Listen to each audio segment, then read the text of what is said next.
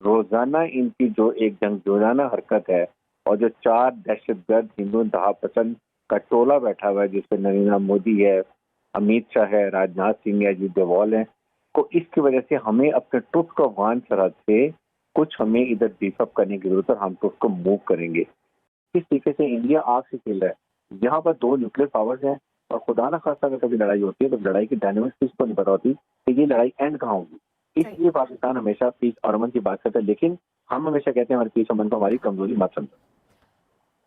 अमन की ख्वाहिश को कमजोरी ना समझा जाए। ब्रिगेडियर रिटायर्ड गजनफर अली साहब भी हमें ज्वाइन कर चुके हैं। ब्रिगेडियर साहब आपकी जानिब आऊंगी। कर्नल फ्रैड असद महमूद साहब भी हमारे साथ मौजूद हैं। असद साहब, जिस तरह अभी हारिस नवाज साहब ने फरमाया कि हमें आलमी फोरम पर इस मसले को उठाना चाहिए, क्योंकि पाकिस्तान जब जब बात करता है भारत से नतीजा कुछ निकल नहीं पाता। पाकिस्तान ने जब जब दोस्ती का हाथ बढ़ाया, भारत की जानिब से उस हाथ को झटक दिया गया। कैसे मामला हल हो पाएंगे?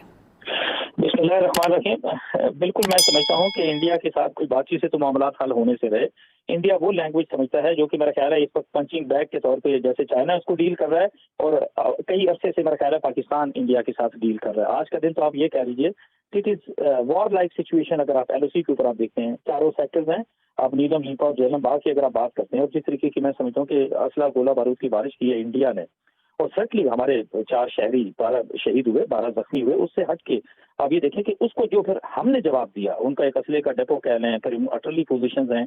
यहाँ पे मैं एक चीज बिल्कुल वाजे करूंगा कि दोनों तरफ अगर अतराफ में देखा जाए तो सर्टली आप मुस्लिम आबादी है अक्रॉस द एलओसी, और हमारी तरफ भी देखा जाए। लिहाजा हम जब फायर करते हैं, हमारी जो ट्रुप्स वहां पर मौजूद हैं वो बिल्कुल उन टारगेटेड पोजीशंस को एक लिहाज से इंगेज करते हैं जो कि मिलिट्री टारगेट्स हैं, या जहाँ पे मिलिट्री इक्विपमेंट या उनके सोल्जर्स मौजूद होते हैं। हम किसी सूरत के अंदर भी हमारी फौजें ह्यूमन राइट्स की वायलेशन नहीं कर सकती, ना करती है। और अगर किसी सूरत के अंदर हम कहते हैं ना, ठीक है वहां पे मुस्लिम्स हैं, मे बी वहां पर हिंदूज भी हो सकते हैं, अगर हिंदू शहरी होंगे तो तब भी पाकिस्तानी फौज किसी सूरत में एक शहरी के ऊपर मैं समझता हूँ कि गोलाबारी नहीं करेगी। ये जो वो बुज़दिल भारतीय फौज है, सर्टली ये सारी चीजें आप उनसे एक्सपेक्ट कर सकते हैं। और ये कुछ पिछले मैं समझता हूँ कि कई सालों से, और स्पेशली नरेंद्र मोदी की आप समझते हैं कि जब से हुकूमत आई है, और स्पेशली जब सेकंड टेन्योर के अंदर आपने नरेंद्र मोदी को देखा है, तो यस ये इस तरीके से हमलावर होते हैं और गोला बारूद सारा जो कुछ भी है आपको नजर आता है। लेकिन एक मैं कहूँ, they have lot many problems. एक तो लद्दाख में जो कुछ मैं समझता हूँ कि इंडियन आर्मी के साथ हुआ, दे यूज्ड टू क्लेम कि they are the most professional army, और हमें एक लिहाज से फाइट आउट करेंगे। इमेजिन करें इनकी अगर 13 लाख की फौज है तो उसमें से 8 लाख तो उन्होंने सिर्फ इस वैली के अंदर लगाई हुई है निहत्ते से कश्मीरियों के ऊपर, उनको पाबंद सलासल करने के लिए, गैर कानूनी कब्जे को मजबूत करने के लिए। तो ये सिचुएशन इस वक्त मैं समझता हूँ कि आपको इस वक्त एलओसी में नजर आती है, और सच्ची जब अगर खुदा ना खासा ये सिचुएशन एग्रीवेट करती है तो फिर भी तो there will be no end. तो मैं समझता हूँ कि यूनाइटेड नेशन को इस वक्त उनको बजाते खुद इन सारी चीजों का नोटिस लेना चाहिए कि सारे रीजन के अंदर क्या हो रहा है और इंडिया एक्चुअली क्या कर रहा है। फैक्ट फाइंडिंग मिशन को भेजिए, हमें तो कोई एतराज नहीं है। अक़वाम मुत्तहिदा को इंटरवीन करना चाहिए। गजनफर अली साहब, मोदी गवर्नमेंट जब से आई एक पैटर्न रहा है उनका, एक ही तरह से तमाम ममालिक को इसी तरह से यू कैन से तंग किया जाता है, नुकसान पहुंचाने की कोशिश की जाती है। बॉर्डर्स पर जो एजिटेशन हमें नजर आती है, अनप्रोफेशनलिज्म जो हमें भारतीय फौज का नजर आता है, और लो मोराल, खुदकुशी का रुझान, ये सारी चीजें जो है ये खित्ते के लिए कितना नुकसानदेह है? बात यह कि इसको सिर्फ ये लाइन ऑफ कंट्रोल के क्रॉस फायरिंग का मामला नहीं, वो तो पिछले जो दोनों खासतौर पे जो टेन्योर रहा है नरेंद्र मोदी का, दोनों टेन्योर में कॉन्स्टेंटली हो रही है। अगर नवाज शरीफ उसकी स्वेरिंग इन सेरेमनी में गए थे, वहां से वापस आए थे तो वो फायरिंग का तोहफा लेके आए थे। अगर इनकी इतनी दोस्ती है नरेंद्र मोदी से तो उसे कहते हैं कि यार मेरे सिविलियन आबादों पर फायर तो ना करो, कम से कम सिविलियंस को तो ना मारो, वो निहत्ते होते हैं। इस वक्त की जो चीज है, ये स्टांस जो है, ये एक भारत की जो पाकिस्तान के खिलाफ एक जो वो 2.5 फ्रंट वॉर जो पॉलिसी थी ना, जो इन्होंने तफवीज की थी, गोल्ड स्ट्राइक डॉक्ट्रिन का तो हमने जवाब दे दिया ना। 2.5 फ्रंट वॉर का मतलब ये था, एक तो आपके line of control of fire, उसका डायरेक्ट इफेक्ट आपकी मीशत पे, क्योंकि जब आप फायर बैक करते हैं आपका एक्सपेंडिचर होता है, उसका डायरेक्ट फायर आपकी मीशत पे। और उसका तीसरा वो जो और एक और एलिमेंट था, वो था पाकिस्तान के अंदर दहशतगर्दी, और पाकिस्तान के अंदर दहशतगर्दी को फैलाना। और आपको पता है कि पिछले दिनों अपना अजीत कुमार डेविल की सरबराही में एक ये जो जमातुल अहरार और बाकी जो दहशतगर्द जमातें, इनका इजलास हुआ था अफगानिस्तान में। अब ये जो 2.5 फ्रंट जो पॉलिसी है इनकी, इसके अंदर तो वो कब से जो है वो लगा हुआ है, और किस तरह वो पाकिस्तान के अंदर मुख्तलिफ तरीक़ेकार से नुकसान पहुंचाने की कोशिश कर रहा है। अब आपके गिलगित बल्तिस्तान के इलेक्शन हो रहे हैं, और गिलगित बल्तिस्तान के इलेक्शन के ऊपर सी पैक गिलगित बल्तिस्तान की अगर आप सिर्फ खित्ते को लें तो सी पैक के हिसाब से भारत ने वहाँ पे क्या शोर मचाया।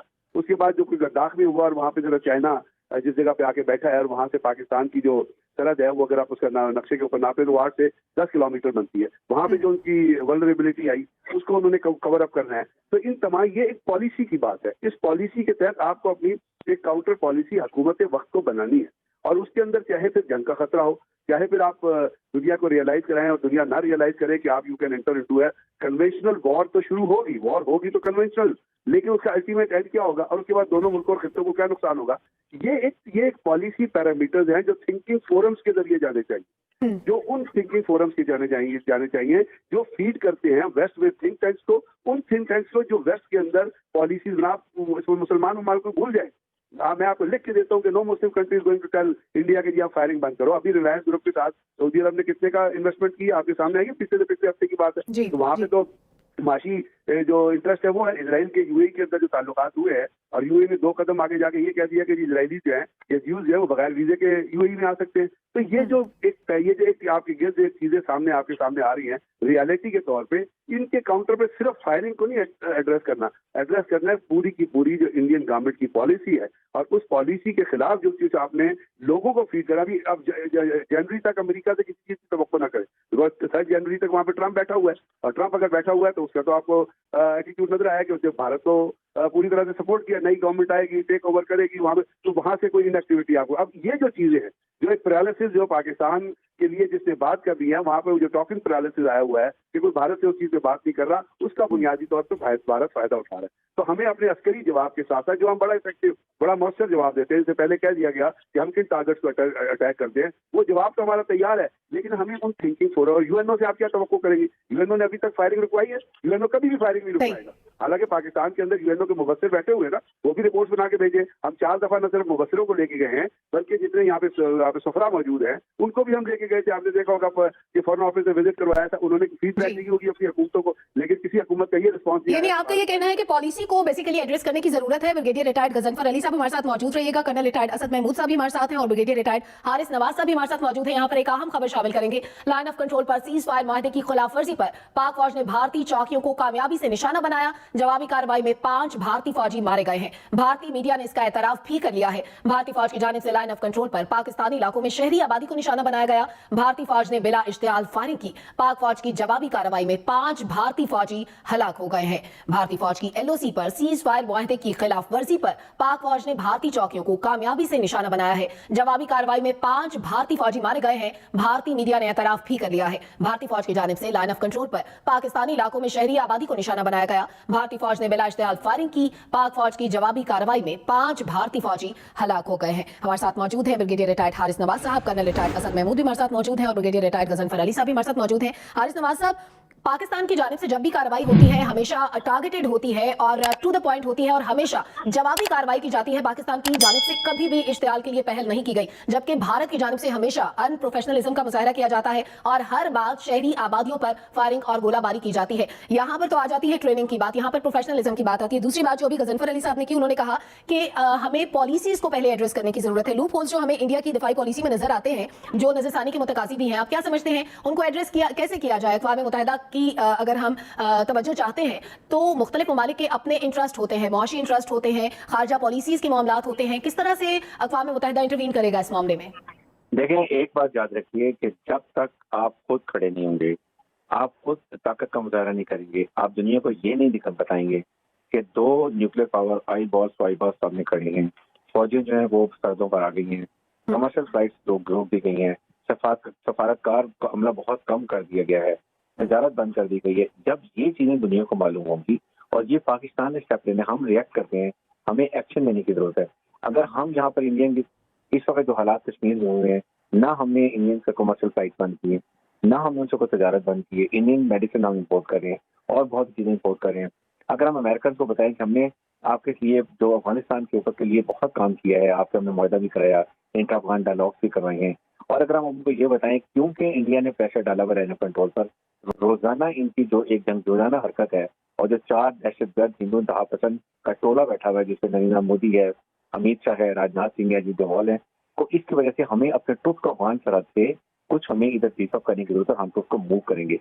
जब दुनिया ये चीजें देखेगी कि वाकई ही पाकिस्तान सीरियस हो गया है और पाकिस्तान और इंडिया की लड़ाई छिड़ सकती है, जो कि न्यूक्लियर ताकतें हैं, एशिया खित्ते में बहुत ज्यादा अमन खराब होगा, आग लग जाएगी, आग की लपेट में दुनिया पूरी आ जाएगी, फिर दुनिया हमारी तरफ देखेगी।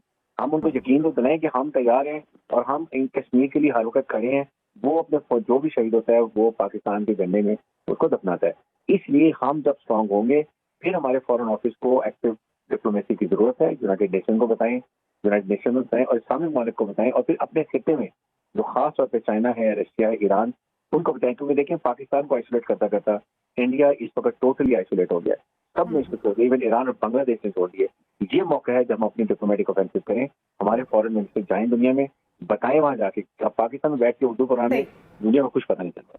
एक्टिव डिप्लोमेसी की जरूरत है, आपने कहा। असद महमूद साहब, भारतीय मीडिया जो हमेशा चीजों को मैनिपुलेट करता है, आपने देखा कि उसने भी एतराफ किया है कि उनके फौजी किस तरह से हलाक हुए हैं और अपनी ही कार्रवाई के बाद जो जवाबी एक्शन लिया गया उसमें मारे गए हैं। तो भारतीय मीडिया का ये एतराफ कितना इंपॉर्टेंट है? क्या भारतीय मीडिया समझ चुका है कि कितनी कमजोरियां पाई जाती हैं उनकी फौज में? डेफिनेटली दे नो इट के इंटरनल उनके क्या इश्यूज हैं, इंडियन आर्मी के मोरल का क्या स्टेट है, ओवरऑल लड़ने की कितनी सलाहियत है, हथियार उनके कितने पुराने हैं। फ्रैंकली स्पीकिंग ये सारी चीजें एग्जिस्ट करती हैं, लेकिन यस वो एक प्रोपेगेंडे के अंदर तो आप उस इंडियन मीडिया को देखते हैं। आज आप दोपहर से देखें जितने भी इंडियन मीडिया के मुख्तलिफ के चैनल्स हैं वो तो टोटल फोकस उनका LOC के ऊपर और जो कुछ हुआ, यानी कि वो पूरी दुनिया के अंदर आप कह सकते हैं कि हाइप क्रिएट करना चाह रहे हैं कि नहीं उनके साथ ज्यादती हो रही है। बट प्रैक्टिकली टॉकिंग आप ये देख लीजिए ना, 80 लाख की आबादी को ये 8 लाख से ज्यादा भारतीय फौज ने आप समझे कि पिछले कोई 15 महीने हो रहे हैं उनको मुकम्मल तौर पर पाबंदी कैद सलासल किया हुआ है। They can't move out. किसी तरह की कोई आप यकीन मानिए ह्यूमन राइट्स की कोई इंटरनेशनल ऑर्गेनाइजेशन वहां पर इंटर नहीं हो सकती। और तो छोड़िए जो मुख्तलिफ तरह के इत्तफाकी नुमाइंदे हैं वो वहां जाके विजिट नहीं कर सकते कि what is the real time situation in Indian occupied Kashmir, जो उनका गैर कानूनी कब्जा इंडिया का है। So much so international media, आप उनका इलेक्ट्रॉनिक प्रिंट मीडिया, क्या कभी आपने कोई खबर सुनी कि this is exactly what is happening there in Kashmir and what is being done with those people? आप इमेजिन करें हर कश्मीरी घर से जितने भी यंगस्टर्स हैं उन सबको ये उठा के पूरे इंडिया की जेलों में या तो फैला दिया एंड नोबडी नोस कि whether they are going to come back to their homes और नॉट। ये है सिचुएशन इस वक्त मैं समझता हूँ कि जो कि ओवरऑल इस कश्मीर के अंदर नजर आ रही है। सर्टली उनके इंटरनल डायनामिक्स तो बिल्कुल हैं, बहुत प्रॉब्लम है उनको। आप ये देख लें कि जिस तरीके से मैशत उनकी एक लिहाज से डावाडोल है, बिल्कुल नीचे की तरफ जा रही है। लेकिन नरेंद्र मोदी उसकी जो शैतानी ट्राका है, yes they are in deep trouble और सर्टली उन्होंने अपने लोगों की तवज्जो को हटाना है and this is the way actually they are doing it कि जी हाँ उन्होंने बिल्कुल आप ये देख लें कि पिछले 24 घंटे से LOC को सारे सेक्टर्स को जिस तरीके से उन्होंने वॉर लाइक सिचुएशन के अंदर एक लिहाज उन्होंने कन्वर्ट कर दिया है। But in spite of that आप ये देख लें इंडियन मीडिया को जिस तरीके से ना वेरी हैप्पी कि आपने इस सारी चीज को जिस तरीके से कवरेज एक लिहाज से दे रहे हैं और पूरी दुनिया को इंडिया का चेहरा दिखा रहे हैं कि दिस इज वक्त फॉर द इंडियन इंडिया का असल चेहरा दुनिया को दिखाना वक्त की अहम जरूरत है। गजनफर अली साहब, इंडियन मीडिया का जो रोल है उसको आप किस तरह देख रहे हैं? क्या इंडियन मीडिया का यह एतराफ अहमियत रखता है अपनी जगह पर कि उनके फौजी मारे गए हैं इस तरह से? इंडियन मीडिया को समझे, इंडियन मीडिया की पाकिस्तान के बारे में जो खबरें होती हैं वो रेगुलेट सिर्फ मीडिया से नहीं होती। रॉ के अंदर एक विंग बनाया हुआ है जो स्पेशली जिसका मकसद जो है वो इंडियन मीडिया को हैंडल करना है। उसको PR इलेक्ट्रॉनिक विंग कहते हैं। उसको लीड करता है एक इनका जो मीडिया का जो टाइकून होता है जिसमें जी टीवी बहुत अहम है, वो उसको हेड करता है। और जब इंडियन मीडिया पे कुछ भी फीड करना होता है तो उसको एक पॉलिसी के तौर पे, एक बाकायदा नैरेटिव के तौर पे, एक बाकायदा स्टेटमेंट के तौर पे उनको मुहैया किया जाता है। और अगर आपने देखा हो तो आप उसके जितने चैनल उठा के देंगे कि उनके ऊपर एक ही पॉइंट ऑफ व्यू चल रहा हो।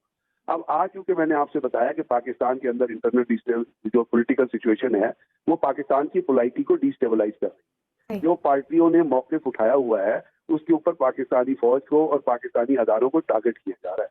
और ये टारगेट जो है ये तमाम चीजें डायरेक्ट हो रही है लंदन से। और लंदन में जो शरीफ बैठा है ही वो उसके कुछ लिंकेजेस हैं जो लिंकेजेस पाकिस्तान से बाहर पाकिस्तान दुश्मन ताकतों के साथ आहिस्ता आहिस्ता साबित हो जा रही है। खबरें इस किस्म की आ रही हैं, मीटिंग्स इस किस्म की आ रही हैं, रिपोर्ट्स इस किस्म की आ रही है। अब इस तरफ जब आपके यहाँ आर्मी चीफ को या DGISI को टारगेट किया जा रहा हो और आर्मी को आप के ऊपर डायरेक्ट एक्सप्लेनेशन कर रहे हो, ये तमाम का तमाम इंडियन नैरेटिव के तौर पे किया जा रहा है। और ये नैरेटिव जो है ये अक्रॉस दी बॉर्डर आ रहा है। और उसके अंदर जब किसी भी मुल्क में इंटरनली डिस्टर्बेंस होती है तो एक्सटर्नल डिस्टर्बेंस जो होती है वो बाहर के, यानी जैसे आपके लाइन ऑफ कंट्रोल में फायर हो रहा है, अब उस फायर करते हुए जैसे पहले कहा गया इंडियन मीडिया के अंदर ये पोर्ट्रे किया जा रहा है कि जी पाकिस्तान की फौज फायर कर रही है। और वो यानी एजेंसीज के नैरेटिव के अकॉर्डिंग भारतीय मीडिया चलता है। और ऐसे वक्त में LOC पर इश्तिहार अंगेजी का मुजाहरा किया गया जब GB इलेक्शन में 2 ही दिन बाकी रह गए हैं। बहुत शुक्रिया। ब्रिगेडियर रिटायर्ड गजनफर अली साहब हमारे साथ मौजूद थे, कर्नल रिटायर्ड असद महमूद साहब हमारे साथ थे और ब्रिगेडियर रिटायर्ड हारिस नवाज साहब भी हमारे साथ मौजूद थे।